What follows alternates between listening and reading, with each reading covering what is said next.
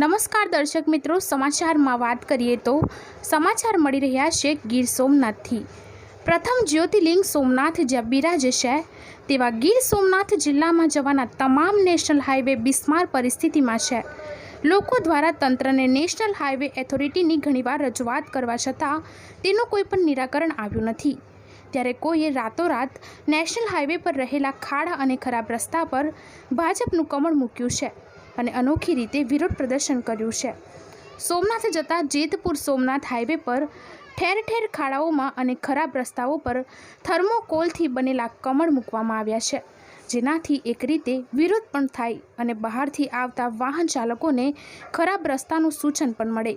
આ કાર્ય કોંગ્રેસ દ્વારા કરાયું છે કે કોઈ અન્ય સંગઠન દ્વારા કે કોઈ વ્યક્તિ દ્વારા તે હજુ સુધી સ્પષ્ટ થયું નથી, પરંતુ રસ્તાઓ બાબતે લોકોમાં રોષ ભભૂકી રહ્યો છે, જેનું ઉદાહરણ સત્તા પક્ષને ખાડાઓમાં ઉગેલા કમળ દ્વારા પૂરું પાડવામાં આવ્યું હતું।